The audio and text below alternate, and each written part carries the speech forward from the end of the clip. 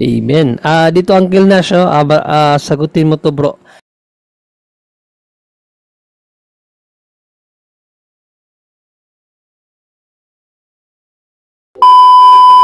Magandang araw po mga kapuntos, at sa araw na ito po meron po akong tampok na video para sa inyo at sana ay magustuhan ninyo.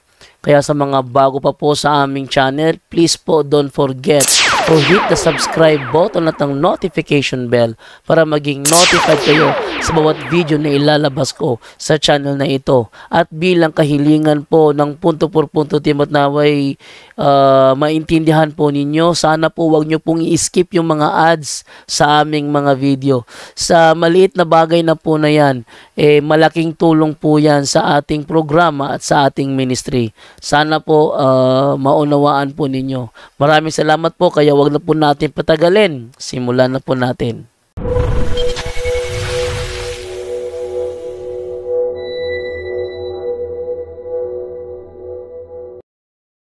Kay New Lacson, bakit hindi po nakasama ang Book of Enoch sa Bible? Samantalang kinuha siya mismo ng Diyos. Ano kasi yung Book of Enoch, marami kasing matitinding parang mga error, kagaya nung yung mga Nephilim, hindi sila hinatulan ng Diyos yung kanilang kaluluwa at hinayaang magpagala-gala. Yung kanilang mga kaluluwa, yun yung pinakaparusa sa mga Nephilim. Tapos hindi siya kasama sa kinanon ng church. Ang nagkanon sa kanila yung mga Ethiopian. So sa atin hindi siya kinanon kasi maraming hindi naman siya malalim kagaya ng Book of Revelation. Yung Book of Revelation sobrang lalim, mahirap i-decode. Actually para lang siya nagkikwento. Kaso ang daming tanong na kailangang magulo eh. Kagaya most likely kasi folklore kasi siya eh. So yun kasi nangyayari sa Book of Enoch. Then, even though ang Panginoong Jesucristo, alam naman natin na nag-quote siya sa Book of Enoch, diba? But it doesn't mean na yung Book of Enoch is tama, no? So, siya eh. Nakatago. Both parties, Protestants and Catholic Church, no? Both parties yan, para silang hindi nag-agree sa Book of Enoch. But, alam naman natin, ang Catholic Church, no? Ano naman yan? Council yan bro, no? Council ang nagde-decide kung ano yung may lalagay dyan at ano yung hindi maisasama. Ang ginagawa kasi ng church, dinideclare what is canon by God. So yun ang ginagawa ng church, no? Dinideclare lang niya kung ano yung canon, no? So but still yung Book of Enoch hindi naman siya dineclare as Theodifigrifa, no? Pa lang. Apocrypha lang naman yan. Mga Hudyo pa lang, hindi na tinanggap yun eh. Kanan ng Hudyo, hindi na kagad siya tinanggap talaga eh. Pero hindi siya dineclare ng church as Theodifigrifa. Instead, ang declaration lang sa kanya is Apocrypha. Therefore, pwede mo pa siya magamit. Ang nakikita kong error talaga dyan, which is sa masyadong detalyado pagdating dyan sa mga anghel at rebellion ng mga anghel. Pero hindi na-mention yung digmaan doon sa Revelation 12. Revelation 12 verse 9 to verse 7 to 9 na si Lucifer yung nakipagdigma doon sa mga anghel. Samantalang masyadong detalyado, bakit hindi ang na-mention diyan si Azazel? Parang nawala yung eksena doon sa Book of Revelation na kasi natapos siya buong kwento na talaga siya simula sa time ng Genesis doon sa sa mga Nephilim ng crossbreed ng tao at anghel hanggang sa final judgment, hanggang sa second coming. Tapos wala yung yung scenario dun sa Bible about dun kay Lucifer. So bakit may kulang? Samantalang yun yung halagang paniniwala pagdating sa Christianity at sa mga So yun. Actually, maraming ang book na kung titignan natin, most likely Christian in content eh. Kahit gawa siya ng mga Hudyo. For example, yung Testament of Solomon, 'di ba? Ang nakalagay doon sa Testament of Solomon, yung demon, sabi ng demon, natatakot siya doon sa isang birhen na babae dahil magkakaroon to ng anak. Sabi niya, no, yung anak ng birheng babaeng ito ay magiging Emmanuel 6442. Number 6 and number 4, 42. Yun yung number ng kanyang pangalan. And mai-stretch siya upon the cross. So yun yung sinabi ng demon, no? Sa book of Ano yung Uncle Nash? Ano yung ibig sabihin ng 6442? Emmanuel. Emmanuel ang ang decoding nun. Decoding nun. 6442. Kasi dapat yung canon, yung nakakanon, dapat yung author inspired by the Holy Spirit. So pwedeng hindi inspired by the Holy Spirit, pwede silang magkaroon kasi ang mga theologians tsaka mga biblical scholars, the more na mas mahirap unawain yung Biblia o yung mga text, the more na mas accurate yan. Kasi ang salita ng Diyos kasi talaga yung pinagkalooban lang ang makakaano niyan eh. Yung Book of Enoch, di naman siya ganong mahirap intindihin. Hindi siya mahirap intindihin. At saka maraming contradiction sa Book of Enoch na taliwas sa aral ng mga tunay talaga na propeta. Na mga pinasulat pala ng Diyos. Sa pagkakaano ko kasi sa Book of Enoch, talagang lang siya para bang hindi talaga si Enoch ang sumulat, parang may sumulat lang sa panahon ni Enoch. Wala. Hindi talaga si Enoch nagsulat. Matanda na kasi maraming kontra kasi na account sa panahon ni Enoch. May account sa panahon ni Enoch na nag-abot nagkaabot pa si Enoch at saka si Noah yata 'yun. Meron pa diyan na si Enoch sumakay sa kabayo, isang na lumilipad. Na lumilipad na karwahe na merong artificial light. No? So maraming pero may mga account sa Book of Enoch na naka-record sa Bible. Kung sabaga kinote din ng mga apostol, halimbawa yung kay St. Jude. St. James. St. Jude sa St. Jude 1:9 yata. Jude 1:14 to 1:14 Jude 1:14 na hinango sa Book of Enoch Jude 1:9 sa Enoch 1:9 chapter 1 verse 9 doon kinuha ni St. Jude yung account na yon kasi historically speaking, although hindi canonize yung Book of Enoch, pero yung historical value kasi kung ano yung paniniwala ng mga unang tao nung panahon na yan, mayroong siyang connection sa katuruan na itinuturo ng mga propeta. Partial na lang siya. Kung sabaga, hindi yung kabuuan, pero yung part ng mga tradisyon na pinaniniwalaan nung unang panahon, na accurate naman, na totoo, kaya naisalin din sa Bible. Partial siya. Kaya lang yung buong sulat, hindi siya inspired. Hindi inspired. Maraming kulang, maraming mali. Pero yung mga partial, may mga partial, naman dito na tama. Correct.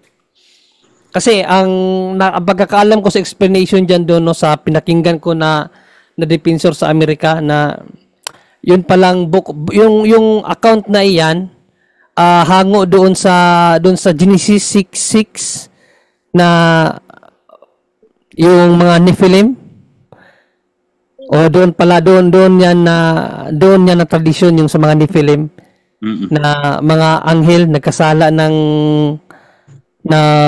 sa mga tao pakikipag kasi parang according to the Book of Enoch kasi yung tinuruan nila yung mga taong mag-makeup, gumawa ng mga armas, magluto, kain, which is taliwas kasi lumalabas even yung pagtuturo nung yung pala nito yung pagsasaka, tinuro yan ng angel pero doon pa lang sa Genesis kasi meron na no? Ang sabi ng Diyos, paghihirapan nyo, no? Yung inyong, sabi niya kay Batadan, no? Yung inyong kakainin. Lupa. Therefore, yung Diyos, meron na nakalaan para sa kanila, tinuturuan pa rin sila kahit excommunicated sila doon sa first temple. Kasi pag sa temple, that is a dwelling place of God on earth. That is, for example, the first temple is yung Garden of Eden. Eden, di ba? So, kaya lalabas, nagbubungkal na sila. Ibig sabihin, meron nang alam si Adan. Yes. Naturuan na siya ng Diyos. Tapos may dalawang accounts dyan doon sa Genesis, may dalawang accounts tayo dyan. Hindi lang yan yung fallen angel. Yung isang sets ng story dyan, na hindi pa naman nagde-declare yung church, yung wala ng tama doon. Yung accounts na na yung mga anak ng Diyos, yun yung sa lahi ni Seth. At Yes, yung actually, ang Uncle Boy Litra, 4 ang interpretation diyan eh. apat. Ang dami. Apat yung ang isa, interpretation. yung anak ng Diyos, which is yung anak ni Seth na humihiwalay sila doon sa Yes, anak ng Cain. Ang isa din sa interpretation din, yung mga mighty warrior noong unang panahon yon, yung mga tinatawag doon na mga mighty warrior. Yung mga malalakas na mandirigma, 'di ba? Yes. Isa kasi diyan yung lang, yung kasi yung sa Kelaset, nasa bundok sila eh. So pinagmamasdan nila yung mga anak ni Cain na kung ano-anong ginagawa. Ang ginagawa kasi ng mga anak ni Cain, impluwensya sila ng mga demons. Inaakit nila yung mga anak ni Seth doon sa baba ng bundok kasi yung mga anak ni Seth ay kaanak ni Cain, tinuruan ng mga demonyo na maglagay ng mga makeup at kung ano-anong palamuti sa kanilang katawan. At doon naaakit yung anak ng Diyos, which is yung anak ni Seth. Ang ginawa ng mga anak ni Seth, kahit binabawalan sila ng Diyos na makihalubilo doon, bumaba sila ng bundok. Ang naiwan doon si Enoch.